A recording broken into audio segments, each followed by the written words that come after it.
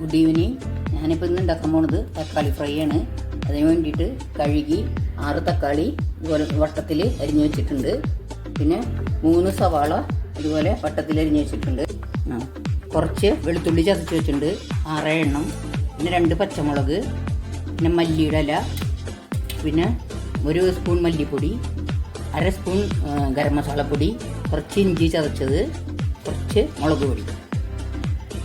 എണ്ണ ഒഴിച്ചു, 1.5 സ്പൂൺ എണ്ണ ഒഴിച്ചു.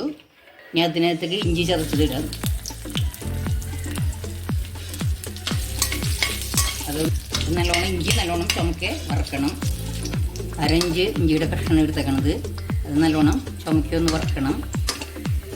വെളുത്തുള്ളി 6 വെളുത്തുള്ളി ചതച്ച് വെച്ചത് അതിൽ ചേർക്കുക. അത് നല്ലോണം മൂപ്പിക്കണം. വെളുത്തുള്ളിയും ഇഞ്ചിയും നല്ലോണം മൂത്ത് കഴിയുമ്പോൾ നമുക്ക് അതിനകത്ത് ഈ പൊടികൾ ചേർക്കുക. ഇപ്പോൾ സവാള ഇഞ്ചി മൂത്തുണ്ട്, അതിൽ ഒരു 2 കറിവേപ്പിൻ്റെ ചേർക്കുക. മല്ലിപ്പൊടി ചേർക്കുക 1 സ്പൂൺ, ചെറിയ സ്പൂണിൽ 1 സ്പൂൺ മല്ലിപ്പൊടി. ഞാൻ ഇതിൻ്റെ പച്ചമണം ഒന്ന് മാറണം മല്ലിയുടെ. നമുക്ക് ഈ സവാള അരിഞ്ഞ് വെച്ച് ചേർക്കാം. 3 സവാള അരിഞ്ഞ് വെച്ചിട്ടുണ്ട്, വട്ടത്തിൽ അരിഞ്ഞതാണ് അത് ചേർക്കുക. പരുവത്തിലായി, അധികം റോസ്റ്റ് ആവണ്ട, ഒന്ന് ഇതായാൽ മതി. പിന്നെ നമുക്ക് ഈ 6 തക്കാളി ഇതുപോലെ വട്ടത്തിൽ അരിഞ്ഞ് വെച്ചിട്ട് ചേർക്കുക.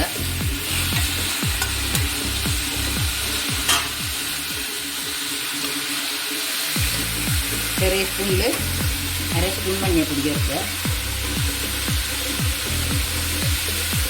ഈ ഉപ്പ് ചേർക്കുക, ആവശ്യമുള്ള ഉപ്പ് ചേർക്കുക. അങ്ങനെ 1 സ്പൂൺ ഉപ്പ് ചേർത്തേക്കണേ.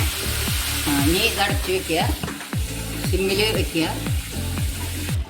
2 പച്ചമുളക് ഇങ്ങനെ കീറിയിടുക, 2ആയിട്ട് അരിഞ്ഞിട്ട് ഇങ്ങനെ 2 പച്ചമുളക് അടച്ച് വയ്ക്കുക. ഇങ്ങനെ സിമ്മിലാക്കി വയ്ക്കുക, അടച്ച് വയ്ക്കുക.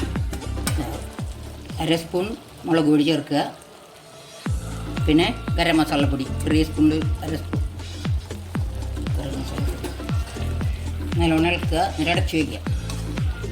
ഇതെല്ലാം പിടിക്കാൻ വേണ്ടി 5 മിനിറ്റ് അടച്ചു വയ്ക്കുക. 1 സ്പൂൺ പഞ്ചസാര ഇടുക.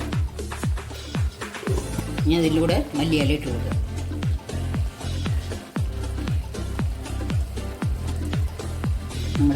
നമ്മുടെ തക്കാളി ഫ്രൈ റെഡിയായി.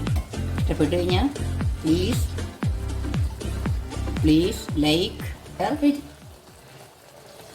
സബ്സ്ക്രൈബ്.